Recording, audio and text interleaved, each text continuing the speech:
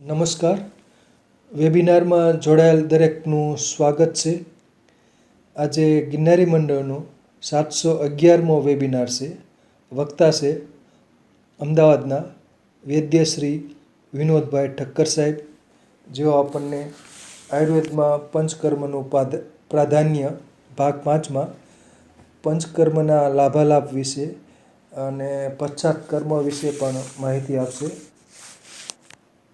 તો વૈદ્ય શ્રી વિનોદભાઈ ઠક્કર સાહેબને વિનંતી કે તેઓ પોતાનું વક્તવ્ય હવે શરૂ કરી શકે છે. નમસ્કાર સાહેબ. જય ધન્વંતરી. વાલા શ્રોતા બંધુઓ, આપના આજના વક્તાના વિષયે આપનો કોમેન્ટ બોક્સમાં પ્રતિભાવ આપશો તો આજના વક્તાશ્રીને પુનઃ પ્રકાશન અને પુનઃ વક્તવ્ય આપવામાં ઉત્સાહ વધશે એ અપેક્ષાએ પુનઃ પ્રાર્થના કે આપને આજના વક્તવ્ય વ્યાજબી અને યોગ્ય લાગ્યું હોય તો અવશ્ય કોમેન્ટ કરશો જી. નમ્ર પ્રાર્થના. જય ધન્વંતરી, જય શ્રી કૃષ્ણ, જય દ્વારકાધીશ. આયુર્વેદમાં પંચકર્મનું પ્રાધાન્ય ની શૃંખલા અંતર્ગત અગાઉ મારા 4 ભાગમાં વક્તવ્ય અપાઈ ગયા છે. પ્રથમ ભાગમાં આયુર્વેદના પંચકર્મ એટલે શું, પંચકર્મ અને આધુનિક સર્જરીની તુલનાત્મક માહિતી અને અન્ય પંચકર્મ વિશેની માહિતી જણાવેલી.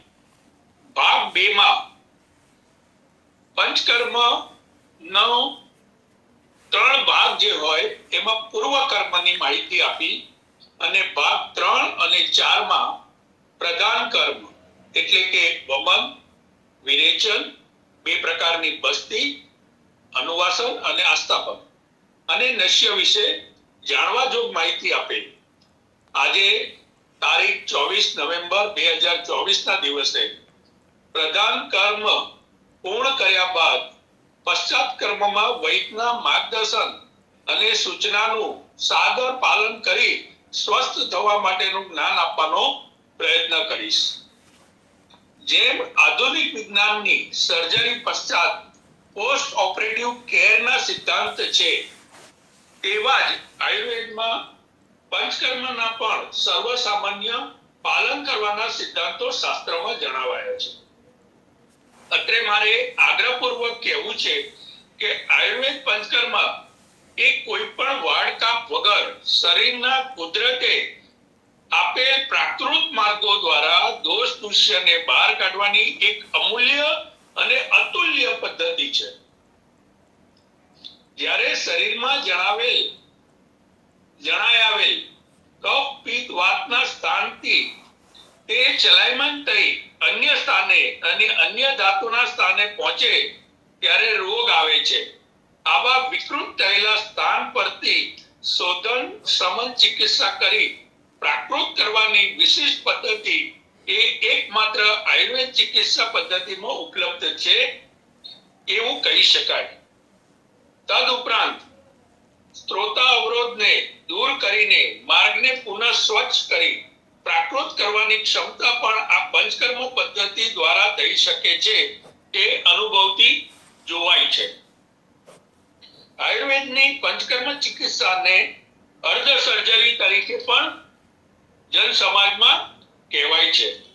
સર્જરી શબ્દનો અર્થ અહીંયા વાડકાપ વગર કેવળ સ્થાન દુષ્ટિ અને માર્ગગમન થયેલા દોષ દુષ્ય વિકૃતિને નિષ્કર્ષણ કરી યથામાર્ગે શરીરની બહાર લાવવાના સંદર્ભે સમજવું જોઈએ.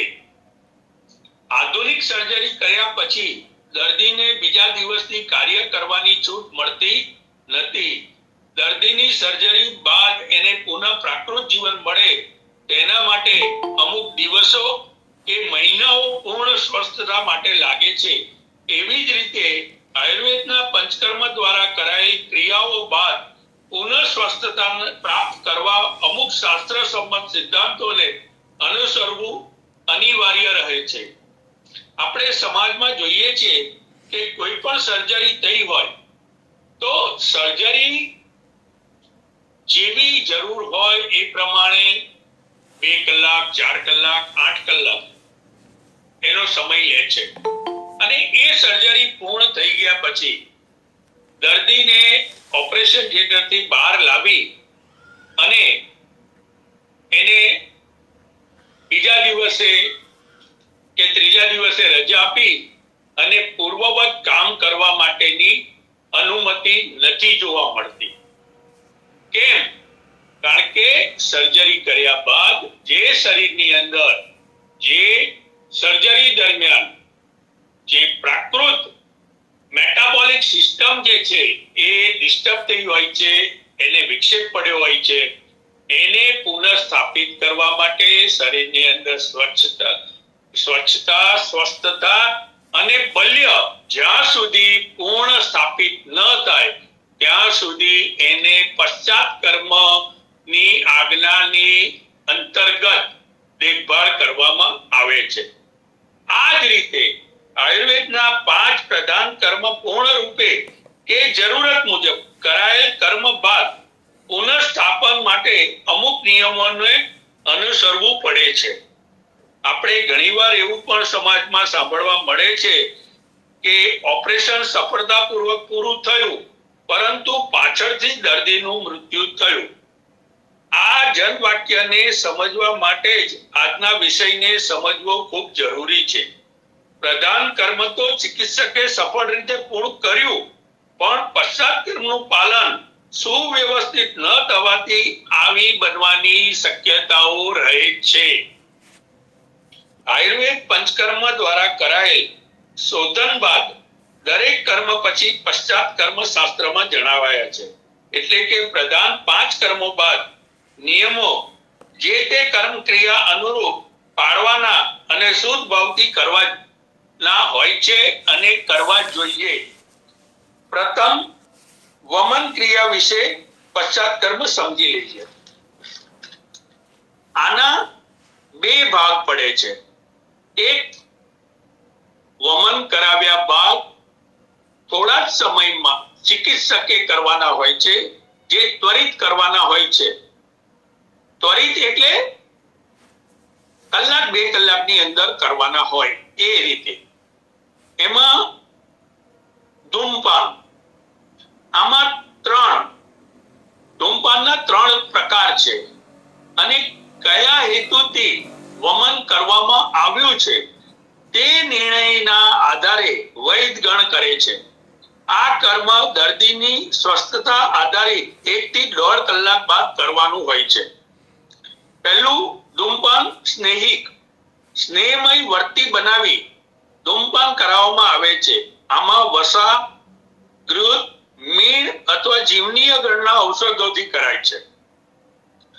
પછી વૈરેચનિક ધૂમપાન, આમાં ગરણી, માલકાંગણી વગેરે દ્રવ્યોનું પ્રયોજન કરીને કરવામાં આવે છે. ત્રીજું સમનીય ધૂમપાન, કલોજી જીરું, લાલ નાગ કેસર, ગૌલા, રેણુક બીજ વગેરે ઘટકો દ્વારા કરવામાં આવે છે. આ જે શાસ્ત્રમાં જે આ બતાવ્યા છે એ એક ઉદાહરણ રૂપે બતાવ્યા છે. આનાથી વિશેષ ઘણા ઘટકોનો ઉપયોગ થતો હોય છે પણ એ વૈદને પોતાના અનુભવ અને પોતે કરેલા કર્મના આધારે નિર્ધારિત કરવાનું હોય છે. પછી દર્દીને જે વમન કર્મ બાદ એટલે એકલા વમન કર્મ અને જો બીજા કર્મ બાકી હોય તો પણ અમુક નિયમો પાળવાના હોય છે ઘરે અને અમુક દિવસો પૂરતા. પહેલું, ઊંચા સાદે બોલવું નહીં, ઊંચા અવાજે બોલવાનું નહીં. અતિ ખાવું, પીવું કે ઉભા રહેવું નહીં અને ફરફર કરવું નહીં. એટલે વધારે ચક્રમણ ન કરવું. ક્રોધ, શોક, ઠંડી તડકો, ઝાકળ, પવન, વાહન દ્વારા મુસાફરી, મૈથુન, રાત્રિ જાગરણ, દિવા સ્વપ્ન, વિરુદ્ધાહાર, અસાત્મ્ય આહાર, ભારે ભોજન, વેગ ધારણ અને અનુત્પન્ન વેગોને ઉત્પન્ન ન કરવા, આવા મનોભાવોને ઉદ્ભવતા હોય તો દાંબા એવું શાસ્ત્ર બતાવે છે. આ નિયમ બહુ સમજવા જેવો છે. આ બધું આપણને લાગે કે આમાં શું ફેર પડે, પણ આ પ્રક્રિયા હાથ ધરાયા પછી જે શરીરની અંદર એને પૂર્વવત કાર્ય થાય એવું શરીર જ્યાં સુધી સ્વસ્થ ન થાય ત્યાં સુધી આવી નાની નાની ભૂલો પણ ગંભીર દિશા અને ગંભીર પરિણામ તરફ લઈ જઈ શકે છે.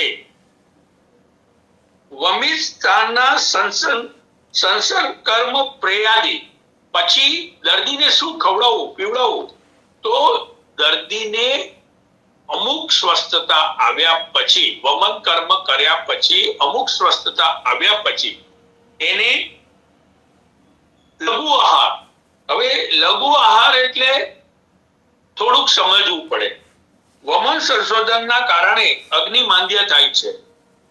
આવામાં અયોગ્ય કે ભારે ખોરાક લેવામાં આવે તો નુકસાન થઈ શકે.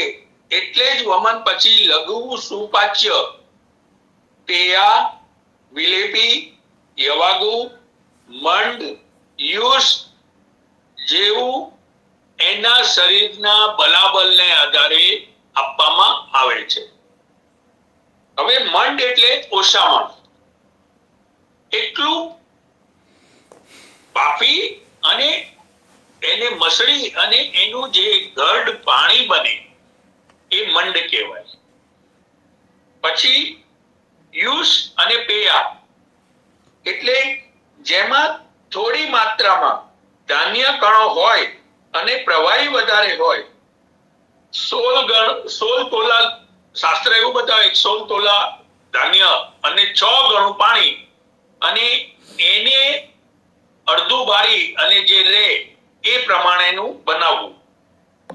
પ્રવાહી વધારે હોય યવાગુ, ધાન્ય કણો પેયા કરતા વધારે અને પાણી પણ પેયા કરતા ઓછું.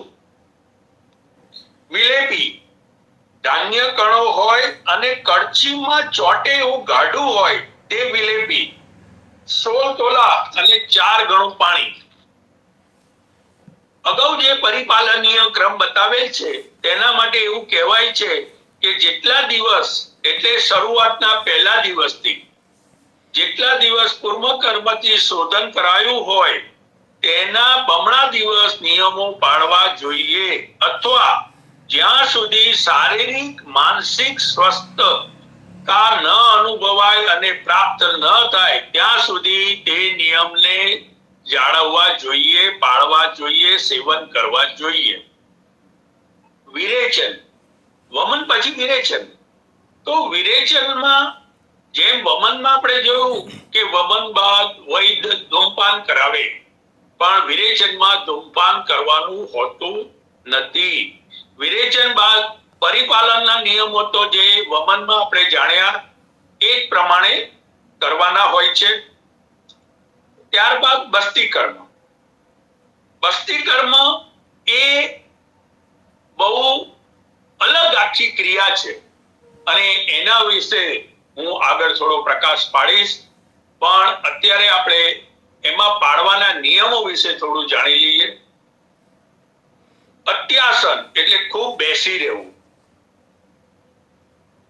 અતિ સ્થાન એટલે ખૂબ ઊભા રહેવું. અતિ વચન ખૂબ બોલવું. અતિ યાન ખૂબ જ મુસાફરી વાહન દ્વારા કરવી. અતિ શ્વાન એટલે સ્વપ્ન એટલે ખૂબ ઊંઘ લેવી, શ્વાન નહીં સ્વપ્ન. મૈથુન સંયમ પાળવો. વેગાવરોધ મળમૂત્ર વેગ ધારણ કરી રાખવા નહીં. શીતોપચાર શીત સ્નાન કે પાન ન થવું જોઈએ.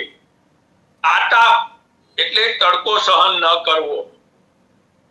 શોક ક્રોધ, ગુસ્સો, અકાળ ભોજન. હવે આ અકાળ ભોજન બહુ સમજવા જેવું છે. શાસ્ત્રમાં સવાર, બપોર ને સાંજ એક નિશ્ચિત સમય મર્યાદાને ધ્યાનમાં રાખીને ભોજન લેવાનો ક્રમ બતાવાયેલો છે. પણ અહીંયા વિશેષ રીતે અકાળ ભોજન એટલા માટે કીધું કે જ્યારે દર્દીને ઈચ્છા થાય અને નિયમ જે બતાવ્યા છે તેના વિરુદ્ધ જો એ આહાર લે તો શરીર એનું જે મહેનત કરેલું હોય એ પ્રમાણે પાછું સ્વસ્થ ન થાય. અહિત ભોજન. વસ્તી સંશોધન બાદ દર્દીનું શરીર કૃશ અને બલહીન થાય છે. રોગ પણ અલ્પ બને છે અને શરીર નબળાઈ અનુભવે છે. જેવી રીતે કાચું ઈંડું જો સંભાળીને ન રાખવામાં આવે અને સહેજ પણ બેદરકારી થાય તો એ ઈંડું ફૂટી જાય. એવી જ રીતે જેમ તલ ભરેલી દોણી હોય અને જરાક વેગથી છલકાય છે તેમ જરા પણ ઉતાવળ કરીએ તો શરીરને નુકસાન થાય, બેદરકારી થાય તો ઘોર પરિણામ ભોગવવા પડે.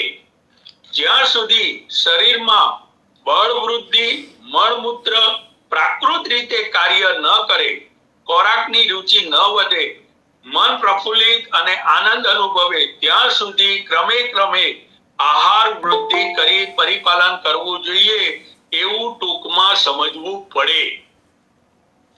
હવે નશ્ય બાદ પશ્ચાત કર્મ. તો આપણે ઘરે સરળ રીતે ઘણીવાર નશ્યના પ્રયોગો કરતા હોઈએ છીએ અને એની ફલશ્રુતિ પણ આપણે લેતા હોઈએ છીએ. પણ અહીંયા શાસ્ત્રીય રીતે નશ્ય કર્મ પછી પણ પશ્ચાત કર્મ કરવાનું વિધાન બતાવેલું છે. આપણે એને પણ થોડું સમજી લઈએ. ધૂમપાન, જેમ વમનમાં ધૂમપાન છે એમ નશ્ય બાદ પણ ધૂમપાન કરવાનું બતાવેલું છે. નશ્ય કર્મ પછી મસ્તકમાં રહેલા કફ જે થોડા ઘણા રહી ગયા હોય એને આકર્ષણ કરવા માટે ધૂમપાન એ મહત્વની ક્રિયા છે. આ ધૂમપાન વિશેષ કરીને વૈરેચનિક એટલે વિરેચક હોય છે. કવલ અને ગંડૂસ. હવે મુખમાં જે દવા યુક્ત પ્રવાહી, ચાહે તેલ હોય, ચાહે જલ હોય, દૂધ હોય, એને ભરી રાખી અને જે કરવામાં આવે છે એને કવલ એટલે મોઢાની અંદર ચલયમાન ન થાય, કોગળો ભરી રાખો જેને કહીએ, અને ગંડૂસ એટલે ચલિત થાય, આમથી આમ ફેરવી શકાય. આ બેની વચ્ચેનો આટલો તફાવત છે. આ સુકુષ્ણ જલથી કરવાનું શાસ્ત્રમાં બતાવ્યું છે. દરેક જગ્યાએ સુકુષ્ણ ના હોય, ઘણીવાર દુગ્ધ પણ હોય, ઘણીવાર બીજા પણ દ્રવ્ય હોય, પણ મહદ અંશે સુકુષ્ણ કરવાનું કીધું છે. સ્નેહન નશ્ય. પછી નશ્ય તો કર્યું પણ એમાં જો વિરેચનિક કર્યું હોય તો થોડું સ્નેહ નશ્ય પણ પ્રતિમર્શ નશ્ય જે કહેવાય તે કરવું જોઈએ. પછી લઘુ ભોજન. હવે પરિપાલનીય નિયમો. શીતળ જળથી સ્નાન ન કરવું. એટલે જ્યારે પણ નશ્યને પ્રધાન કર્મ તરીકે કરવામાં આવ્યું હોય ત્યારે અમુક દિવસ સુધી શીતળ પાનથી સ્નાન અને માથું ધોવું વર્જ્ય બતાવ્યું છે. રજ, સ્નેહ, ધૂમ, સૂર્યતાપ, મદ્યપાન, અતિદ્રવ પદાર્થનું પાન, માથાભર સ્નાન, ચક્રમણ, શોક, ક્રોધ, ભય વગેરે મનોભાવથી દૂર રહેવું, ખાસ કરીને દિવા સ્વપ્ન ન કરવું. આ દિવા સ્વપ્નની વાત મારા અગાઉ વેબિનારમાં પણ મેં ઘણીવાર ભણી છે અને આજે પણ થોડીક એની વિસ્તૃત છણાવટ કરવી જરૂરી લાગે છે. દિવા સ્વપ્ન એટલે દિવસે સૂવું.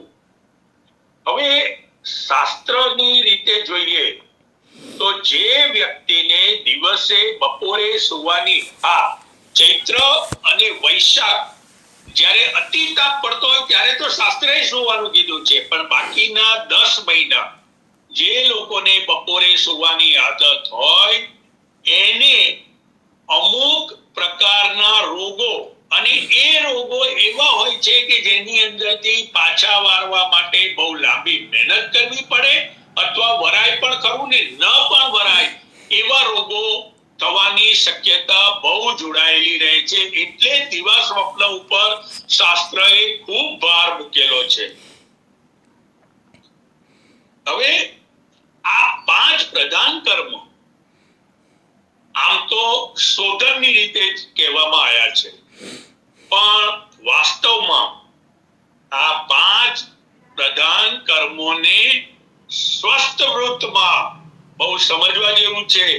સ્વસ્થ વૃત્તનું પ્રયોજન જે છે એમાં સ્વસ્થસ્ય સ્વાસ્થ્ય રક્ષણમ આતુરસ્ય વિકાર પ્રશમન ચ આવું કહેવામાં આવ્યું. એટલે જ્યારે સ્વસ્થતા હોય, કોઈ માંદગીએ સ્પર્શ ન કર્યો હોય, અથવા તો ઋતુજન્ય અથવા તો સામાન્ય માંદગી આવી હોય, તો સ્વસ્થ વૃત્તમાં પંચકર્મની ચરકે 4 શ્લોકમાં જે વાત મૂકી છે એ બહુ સમજવા જેવી છે. એ 4 શ્લોકો હું આપની સમક્ષ પઠન કરું છું. એનો ભાવાર્થ મેં કહી દીધો ટૂંકમાં, પણ શ્લોક આપને ધ્યાન પડે એટલા માટે 4 શ્લોક જે છે એ ચરક સૂત્રસ્થાન અધ્યાય 7 49 થી 52 આ 4 શ્લોકો આવેલા છે. સ્નિગ્ધસ્ત્વેન શરીણા મૂર્ધ્વ ચા અદસ નિત્યશઃ બસ્તી કર્મ તથા પુર્યંત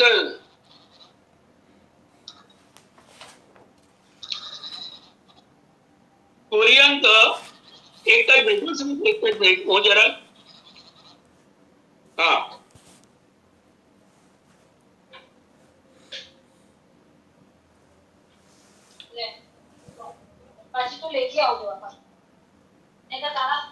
બસ્તી કર્મ તથા કુર્યાંત અવાજ આવે છે ને સાહેબ? હા, આવે છે.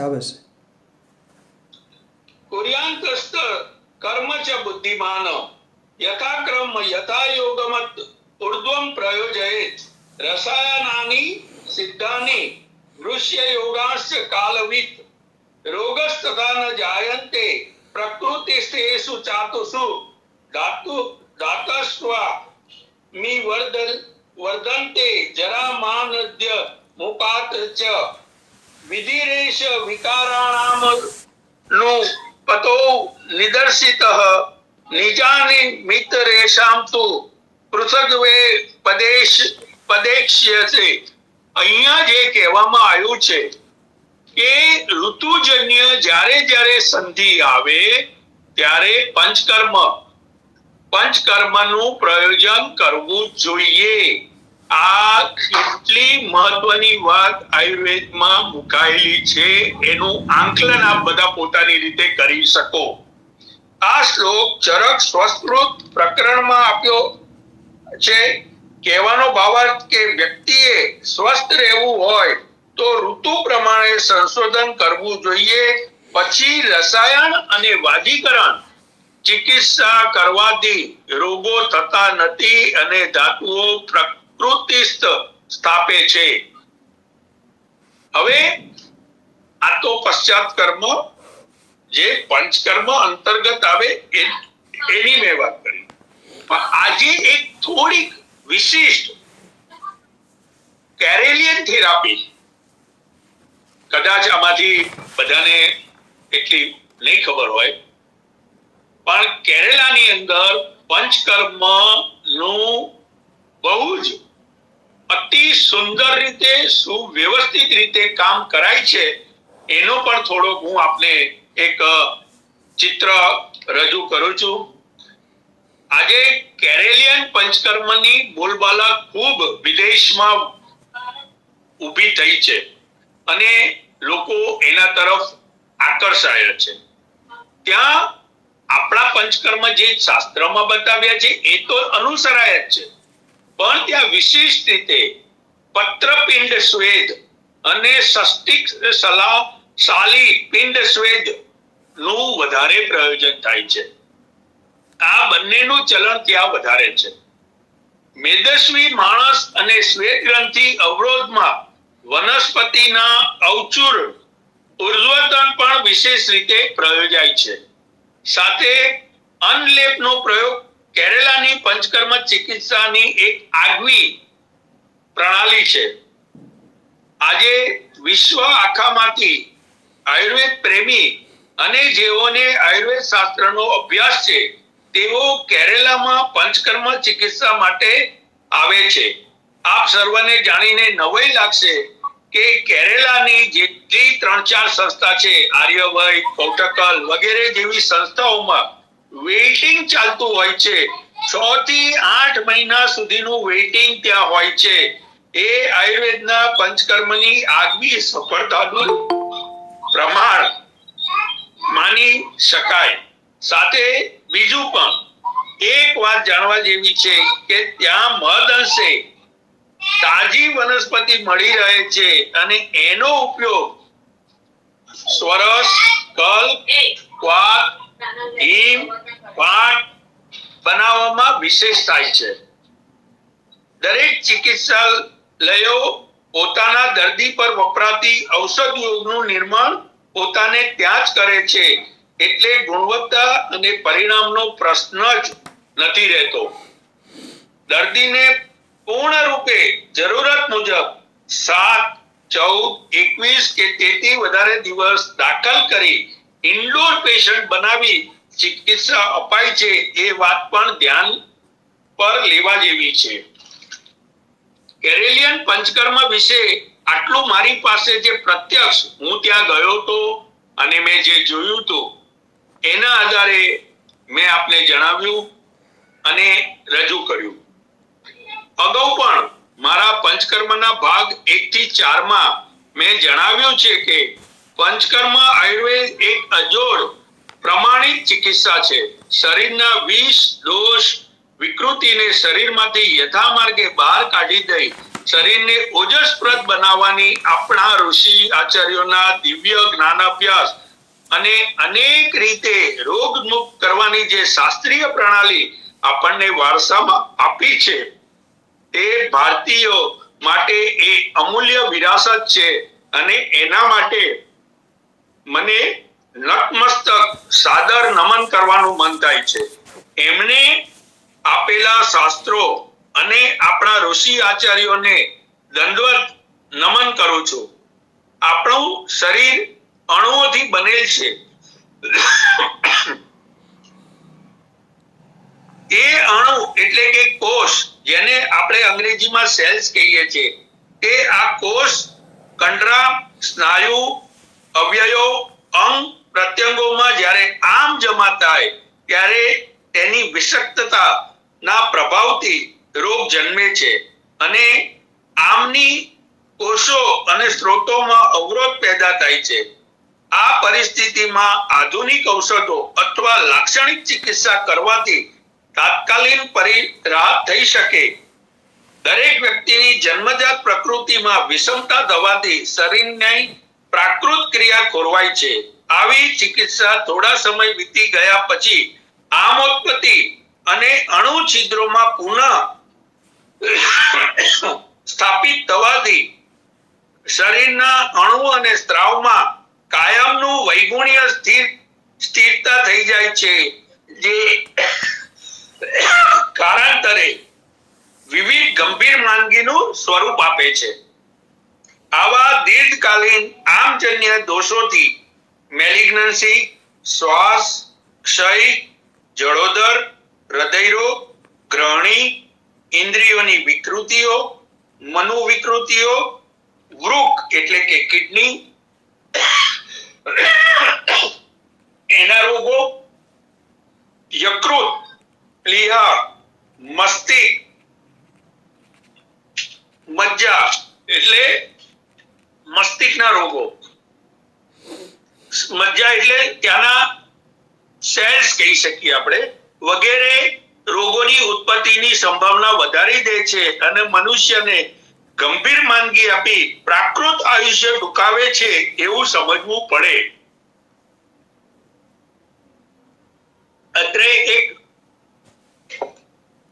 પંચકર્મ પર વિદેશમાં થયેલા અભ્યાસની રજૂઆત કરી આપ સર્વે સમક્ષ ત્યાંના લોકમત રજૂ કરી પંચકર્મનું પ્રાધાન્ય કેટલું છે તે જણાવવાનો પ્રયત્ન કરું છું. આ વાત મેં આયુર્વેદ દ્વારા રોગ પ્રતિકાર આ શીર્ષકની પુસ્તક માંથી એના લેખક આદરણીય વૈદ્ય શ્રી હરિદાસ શ્રીધર કસ્તુરે સાહેબની છે, એમાંથી સાધાર લીધેલું છે. 1983 થી 1985 ના સમયગાળા દરમિયાન આ અભ્યાસ હાથ ધરાયેલ. આ વિવિધ શહેરોના પ્રયોગો દ્વારા નીચે મુજબની ફળશ્રુતિઓ જોવા મળેલ. આયુર્વેદિક ચિકિત્સા દ્વારા શારીરિક આયુ બાયોલોજીકલ એજમાં નોંધપાત્ર ઘટ જોવા મળેલી. આ બહુ મોટી વાત છે. માણસનું આયુષ્ય વધ્યું હતું.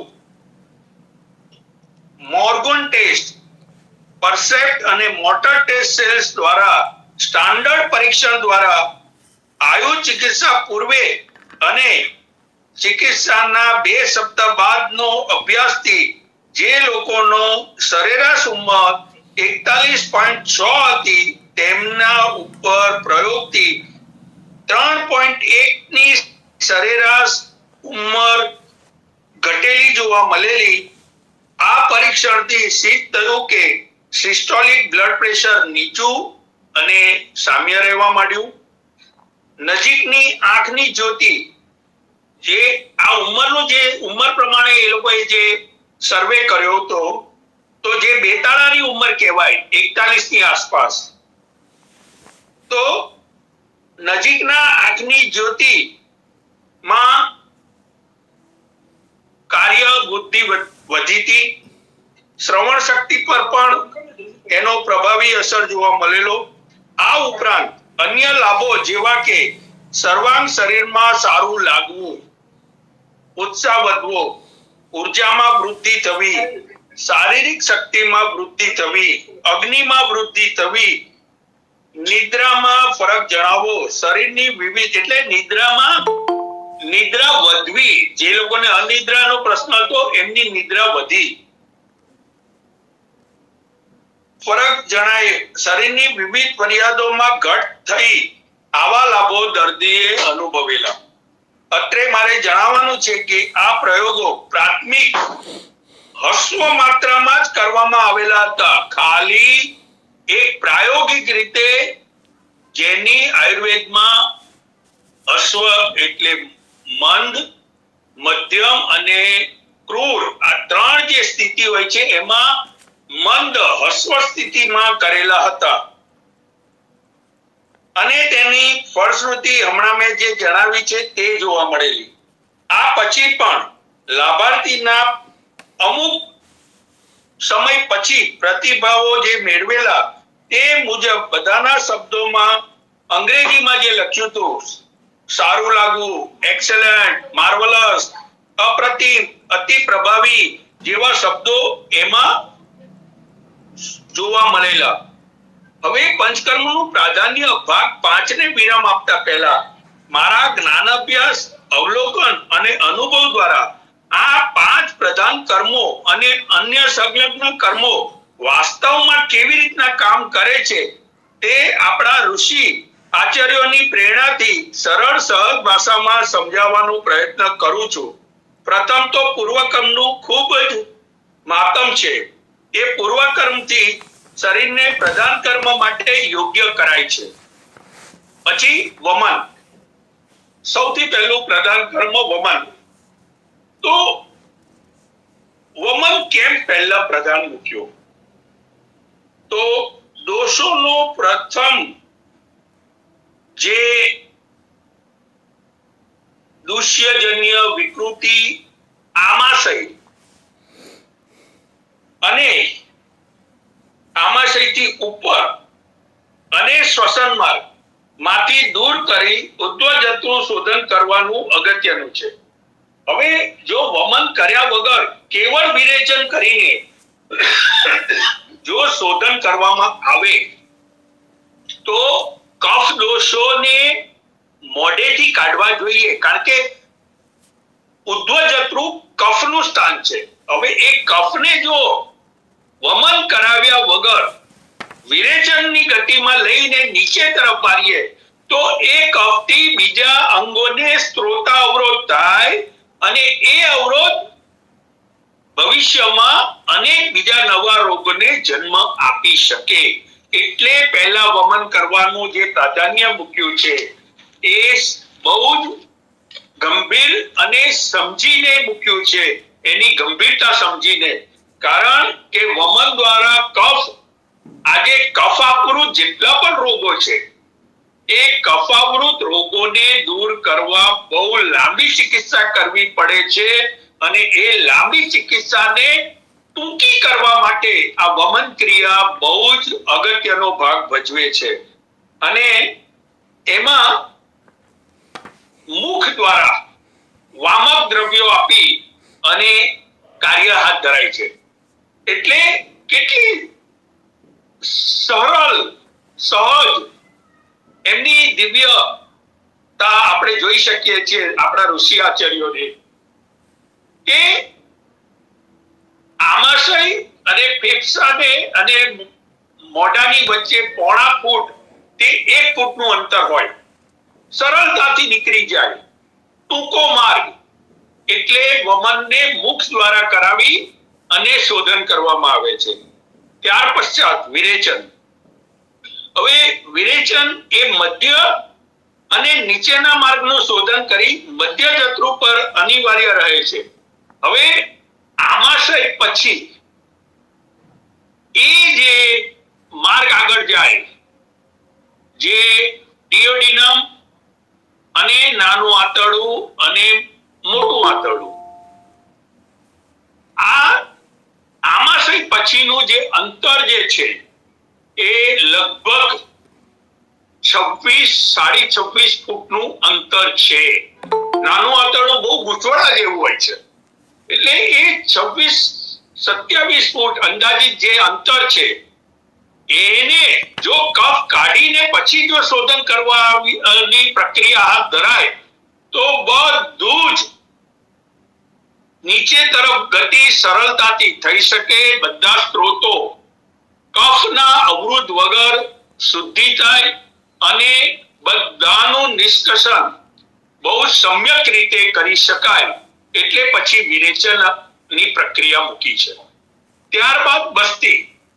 હવે બસ્તી મેં જેમ હમણાં એનેટોમિકલ સાયન્સ અને પેથોલોજીકલ સાયન્સ જે આપની સમક્ષ મૂક્યું, તો મુખથી માંડીને ગુદાદ્વાર સુધીના માર્ગની વચ્ચે વમન અને વિરેચન કાર્યરત રહે છે. પણ આ માર્ગમાં વચ્ચે ડાયવર્ઝન કો, પેટા માર્ગ કો, એ માર્ગની ઉપર એટલું પરિણામદાયી પરિણામ જોવા નથી મળતું. એના માટે આ બસ્તી પ્રયોગ પછી કરવામાં આવે છે. બસ્તી એટલે મૂત્રમાર્ગ, સ્ત્રી અને પુરુષ બંનેના, અને બહેનોમાં અપત્ય માર્ગ એટલે જનન અવયવ. કારણ કે એ ઉપર લોક હોય છે, ખાલી એક નાની નળી દ્વારા એ અમુક પ્રક્રિયા સાથે જોડાયેલી હોય છે. તો એને જે તે માર્ગના મુખ દ્વારા એટલે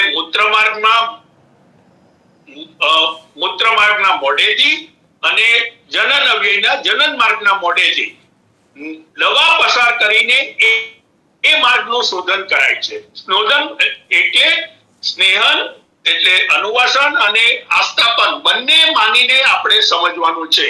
આ કેટલી દીર્ઘ દ્રષ્ટિ આપણા ઋષિ મુનિઓની, કે પહેલા મુખથી ગુદા સુધીનો માર્ગ સાફ કરવો, પછી બસ્તી કર્મ લેવું કે જેથી આ અવયવો પણ પાછળથી, કારણ કે એમાં દોષની અને એની માર્ગની મર્યાદા છે, એ અમુક સીમિત મર્યાદા સુધી જ એ ઔષધો જઈ શકે છે અને કામ કરી બતાવે છે. એટલે વસ્તીને વિરેચન પછી મૂકી છે.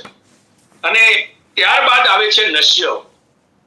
તો નશ્ય સરળ આપણે ઘરે કરતા હોઈએ છીએ અને ઘણીવાર એના પરિણામો લીધા છે આપણે, પણ શાસ્ત્રમાં નશ્યને કેમ છેલ્લે મૂકી એ પણ એક સમજવા જેવું છે. આપણે જોઈએ છે કે વમન મુખ દ્વારા થાય છે. હવે મુખથી ઉપર નાક આવે અને ગળાનો ભાગ જે છે મુખથી નીચે તરફ છે, વળી જાય છે. ત્યાંથી નીચે શ્વસન માર્ગ અને અન્નમાર્ગ બંને વળીને ત્યાંથી નીચેની તરફની ગતિમાં જાય છે. એટલે વમનની અસર એટલી ઉદ્ધ્વચત્રુ મૂર્ધ જે કહેવાય, મૂર્ધ એટલે માથું, મસ્તક, એમાં ના થાય. એના માટે નાસા શીર્ષો દ્વાર કીધું છે. કારણ કે મુખ જો હોત તો મુખ શીર્ષો દ્વાર કીધું હોત, પણ નાસા એટલે નાકની અંદર જે પ્રયોજાય છે એની અંદર નાકની છેવાડાના ભાગમાં અનેક નળીઓ જોડાયેલી છે જે મસ્તકના વિવિધ અંગો સાથે જોડાયેલી હોય છે. એટલે નશ્યને સૌથી છેલ્લે લીધું છે, કારણ કે બધું જ શોધન થઈ ગયા પછી એનું નીકળવાનો માર્ગ અને એને અંદર મોકલવાનો માર્ગ નાક જ છે. એટલે બધું જ નાક દ્વારા પાછું દવાથી શોધન થઈ અને નાક દ્વારા બહાર કાઢવા માટેની છેલ્લી પ્રક્રિયા નશ્ય મૂકી. આ આપણા ઋષિ મુનિઓની એ સમયમાં હતી 2,500-3,000 વર્ષ પહેલાની વાત. હું તો લાંબુ કહી જ નથી શકતો. લોકો એમ કે 10,000 15, અરે પણ ભાઈ 10,000-15,000 વર્ષથી હશે, હું ના નથી કહેતો, પણ જે વખતે આટલા બધા ડાયગ્નોસ્ટિક મેથડોનું કોઈ અસ્તિત્વ નહોતું, ત્યારે એમને આપણને આ દિવ્ય દ્રષ્ટિ, દિવ્ય જ્ઞાન અને દિવ્ય અભ્યાસથી જે આખી પ્રણાલી આપણને આપી એ તો અજોડ, અને એને કોઈ રીતે આપણે કોઈની સાથે સરખાવી શકાય નહીં એવી અમૂલ્ય આપણને આ વસ્તુ આપણા શાસ્ત્રમાં આપી છે.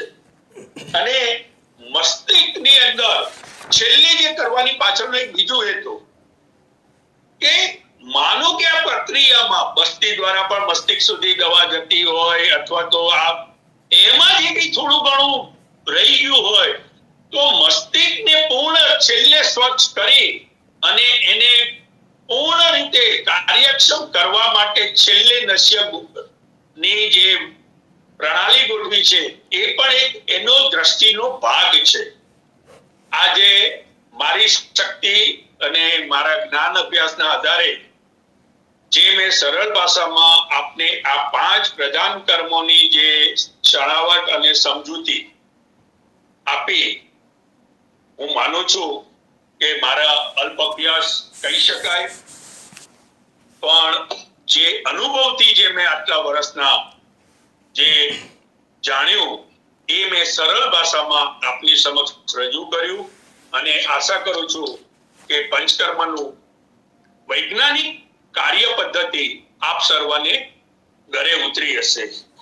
મારા જ્ઞાન અભ્યાસથી અત્રે મેં આયુર્વેદમાં પંચકર્મનું પ્રાધાન્ય ભાગ 1 થી 5ની શૃંખલા આપી સર્વ સમક્ષ જે રજૂ કરી તે બદલ હરમેશની જેમ આ ફક્ત અભ્યાસ અર્થે રજૂ કરેલ છે, પ્રાયોગિક ક્રિયાત્મક હેતુ માટે નહીં. મારી રજૂઆતમાં આપને કોઈ ત્રુટિ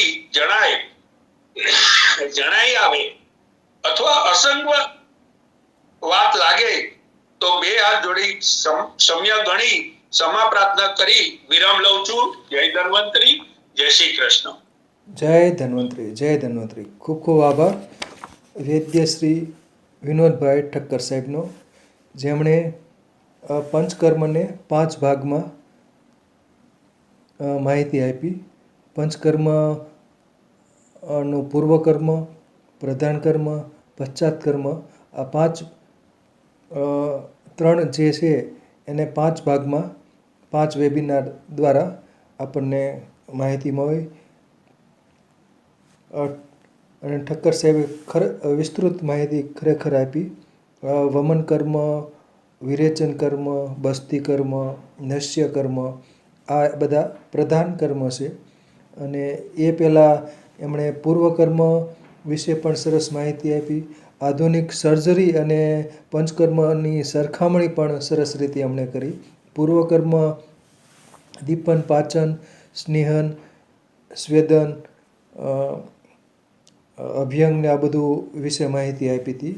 આજે ઠક્કર સાહેબે જે પશ્ચાત કર્મ છે, વમન, વિરેચન, બસ્તી અને નશ્ય પછી જે પશ્ચાત કર્મ શું કરવાનું હોય, દર્દીએ શું શું સાવધાની રાખવાની હોય એના વિશે સરસ માહિતી આપી. લઘુઆહાર વિશે માહિતી આપી. યવાગુ, યુસ, મંડ વગેરે વિશે.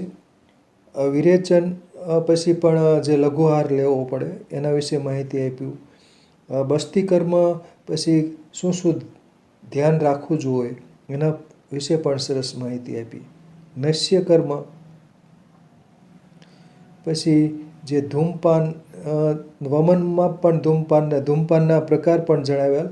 નશ્ય પછી પણ ધૂમપાન વિશે માહિતી આપી.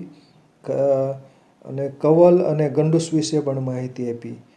સ્નેહન માં જે કીધું કે પતિમસ નશ્ય લેવું જોઈએ, એટલે કે એ પણ પશ્ચાત કર્મમાં નશ્ય કર્મ પછી સ્નેહન નશ્ય તરીકે પ્રતિમસ નશ્ય લેવું જોઈએ એના વિશે માહિતી આપી. તો સરસ શ્રી વક્તવ્ય. ખૂબ ખૂબ આભાર વૈદ્ય શ્રી વિનોદભાઈ ઠક્કર સાહેબનો. બધાને સરસ માહિતી મળી છે. હવે કેટલાક પ્રશ્નો હું બધા વતી પૂછું છું ઠક્કર સાહેબને. સામાન્ય રીતે ઠક્કર સાહેબ જે પંચકર્મના લાભ છે એ વૈદ્ય અને દર્દી બંનેને બરાબરનો સમય ફાળવવો પડે તો જ પંચકર્મ વ્યવસ્થિત થઈ શકે. તો પંચકર્મ કયા કયા રોગોમાં ખાસ લાભદાયી છે, જેમ કે રક્ત વિકાર હોય, ચર્મ વિકાર હોય, તો એના વિશે માહિતી આપો. આમ તો પંચકર્મ એટલે એવું કહી શકાય કે જ્યારે ઋતુજન્ય રોગો આવે અથવા તો અભિઘાતજન્ય રોગો આવે અને એની જે શાસ્ત્ર પ્રમાણે સમય મર્યાદામાં એ સ્વસ્થતા ન આપે અને ત્યાર પછી એ જે પરિસ્થિતિમાં વિકૃતિની વૃદ્ધિ થવી અને સ્થાનભ્રષ્ટ થઈને અન્ય અંગોને પણ નુકસાન વધવું, એવા દરેક પરિસ્થિતિમાં પંચકર્મ ઉપયોગી થાય. પણ એની સાથે એક બહુ જ અગત્યની વાત મારે કહેવી છે કે પંચકર્મ એ જે આપણે શાબ્દિક રીતે જે 5 ભાગમાં સમજ્યા એટલું સરળ નથી.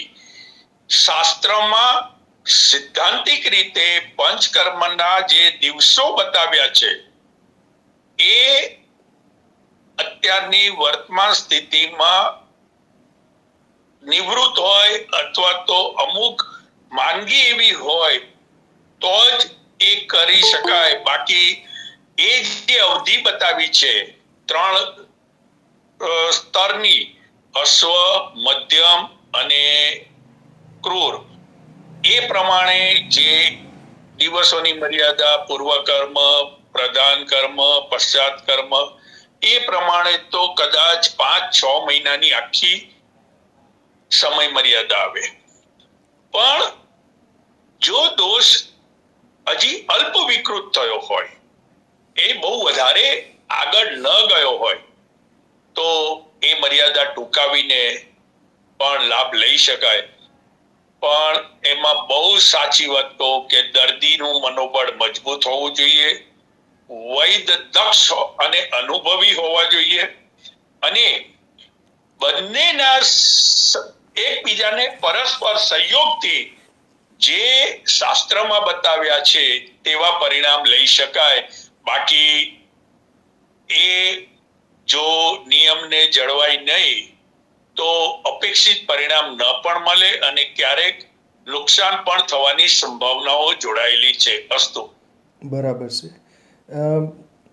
બીજું પંચકર્મના ગેરલાભ એટલે કે કોણે કોણે પંચકર્મ ન કરવું જોઈએ એના વિશે થોડુંક ટૂંકમાં માહિતી આપી દો.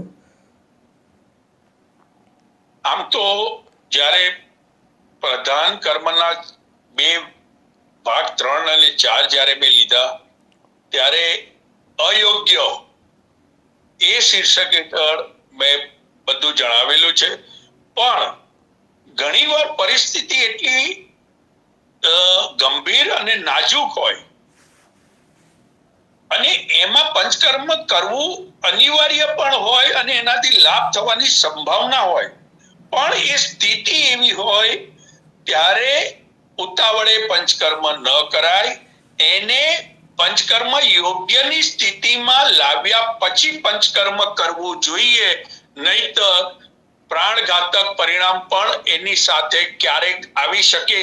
આવું હું એવું બીવડાવવા નથી કહેતો, પણ શાસ્ત્રમાં જે કીધું છે કે જ્યારે અયોગ્ય પરિસ્થિતિ હોય એવા, એટલે ઘણા રોગો એવા હોય કે જેમ કે ડોઝની વૃદ્ધિ જેટલી બધી વધી ગઈ હોય તો પહેલા એને લઘુ આહાર, દીપન પાચન દ્રવ્યો થી અમુક ઔષધ પ્રયોગો કરી એને સુયોગ્ય સ્થિતિમાં લાવવી પડે અને પછી પંચકર્મનો સ્નેહન સ્વેદનથી શરૂ કરી પૂર્વકર્મ શરૂ કરી અને પછી એને જો પંચકર્મથી પરિણામ લક્ષી પ્રયોગો કરાય તો જ સારા પરિણામ બધા જ રોગોમાં કરી શકાય.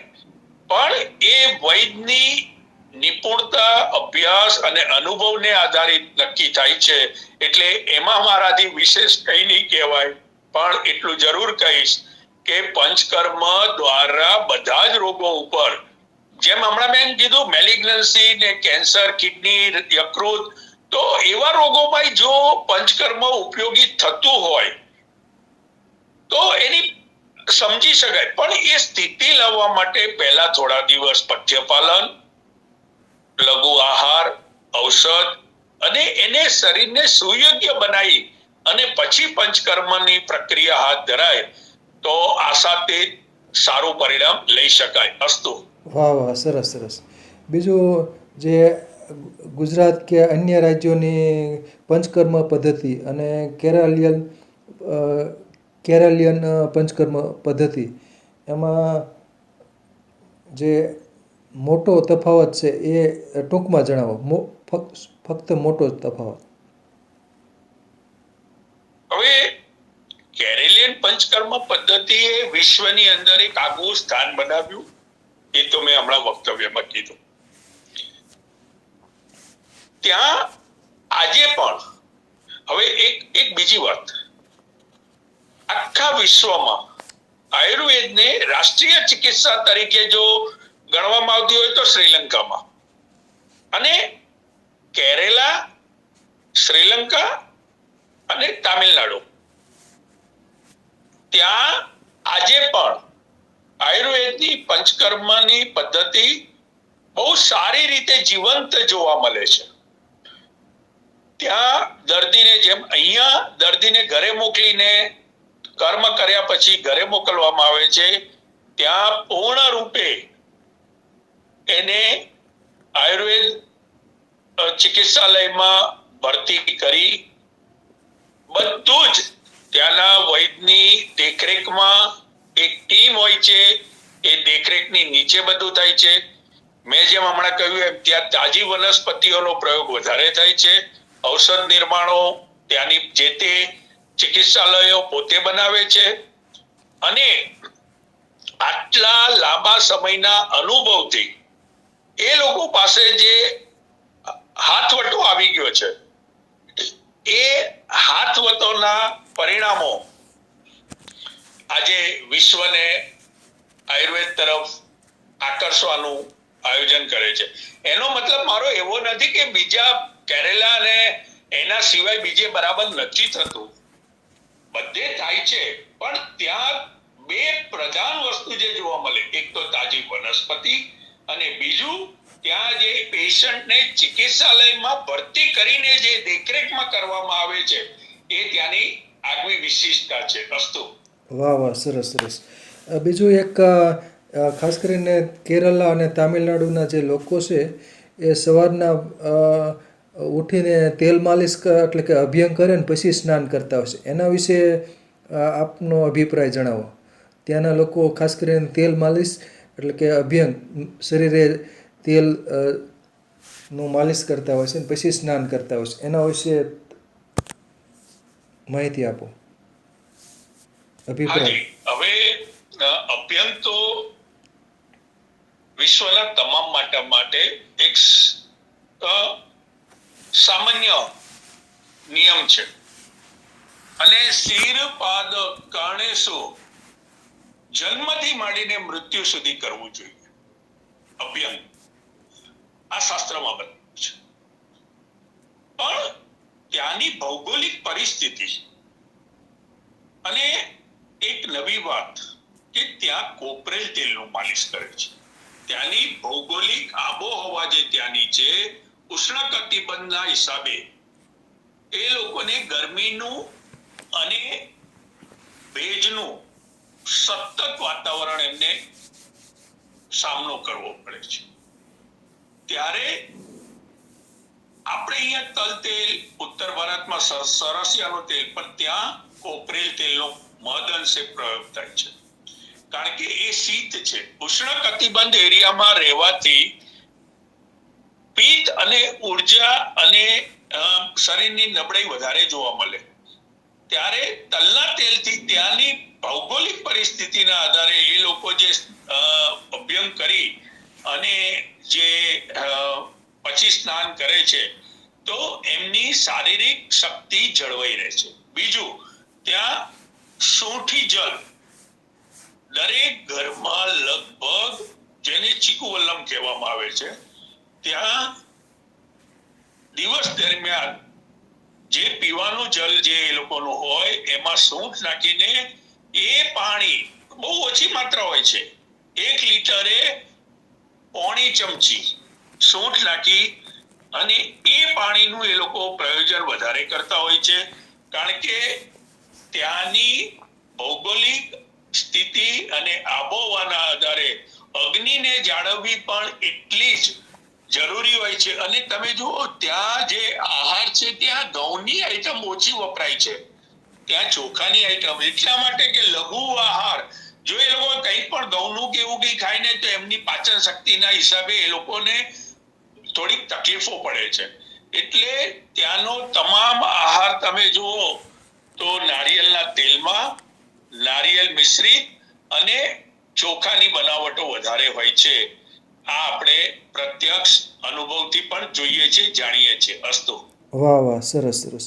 બીજું એક રક્ત મોક્ષણ જે જળ દ્વારા થાય અને આધુનિક રીતે કપિંગ દ્વારા પણ થતું હોય છે, કપિંગ પદ્ધતિ. તો રક્ત મોક્ષણ છે એ પંચકર્મનો ભાગ ગણાય કે ન ગણાય? સાહેબ, આ પ્રશ્નને આજે પણ ચિકિત્સક જગતની અંદર બે ભાગ પાડીને મતો ઉભા કર્યા છે. એક વર્ગ એવો છે કે જે આને ન ગણવાની વાત કરે છે. એક વર્ગ એવો છે કે એક ક્રિયા જ છે તો એમાં કઈ પણ રક્ત મોક્ષણ એ બાહ્ય, જેમ આપણે જલાકો તમે કીધી જળો દ્વારા, તો એ જળો એક એવું પ્રાણી છે કે જે અમુક દૂષિત ભાગ હોય ત્યાં એ મૂકી દેવામાં આવે અને એ જળો જેમ જેમ એ રક્ત પીવે એમ એમ એ મોટીને જાડી ભરાવદાર થતી જાય અને અમુક હદથી વધારે જ્યારે એનું શરીર રક્તથી ભરાઈ જાય પછી એ જળોને ત્યાંથી લઈ લેવામાં આવે છે. પાછી જે જળોમાંથી જે લોહી એને શોષવું હોય એ જળોમાંથી કાઢી અને ફરી એ જળોને પાછી બીજી રીતે અમુક દિવસો પછી એને ઉપયોગ કરાય છે અથવા તો એનું જે થતું હોય. પણ રક્ત મોક્ષણની જે નવી આધુનિક પદ્ધતિ છે એમાં કપિંગ એક છે અને એક સિરિંજ દ્વારા, જેમ આપણે ઇન્જેક્શન આપવામાં નીડલ પાસ કરીએ છીએ એમ નીડલ દ્વારા, સિરિંજ દ્વારા રક્ત મોક્ષણ કરવાની પદ્ધતિ ત્યાં બહુ વ્યવસ્થિત રીતે પ્રચલિત છે. તો એ બાહ્ય પરિબળ છે, કુદરતી માર્ગે નથી. એના માટે નવો માર્ગ તૈયાર કરવામાં આવે છે. એટલે એક વર્ગ એવું કહે છે કે રક્ત મોક્ષણ એ પંચકર્મની અંતર્ગત આ કારણથી ન હોય. એટલે હવે એને મેં બેવ રીતે આપને સમજાવવાની કોશિશ કરી. બાકી સુગ્ન આપણા ગિરનારી મંડળના સુગ્નજનોને એ નિર્ણય એમના ઉપર છોડવાની અનુમતિ સાથે અસ્તુ. વાહ વાહ, સરસ સરસ. ખૂબ ખૂબ આભાર વૈદ્ય શ્રી વિનોદભાઈ ઠક્કર સાહેબનો, જેમણે પંચકર્મ વિશે વિસ્તૃત માહિતી 5 વેબિનાર થકી આપણને આપેલ છે. પંચકર્મના લાભાલાભ વિશે, કયા કયા રોગોમાં પંચકર્મ ગુણકારી છે, લાભદાયી છે, એના વિશે સરસ માહિતી આપી. પંચકર્મ કર્યા પછી શું શું ધ્યાનમાં રાખવું એના વિશે પણ સરસ માહિતી આપી. અને કેરાલિયન પંચકર્મ વિશે પણ એમણે સરસ માહિતી આપી. ખૂબ ખૂબ આભાર.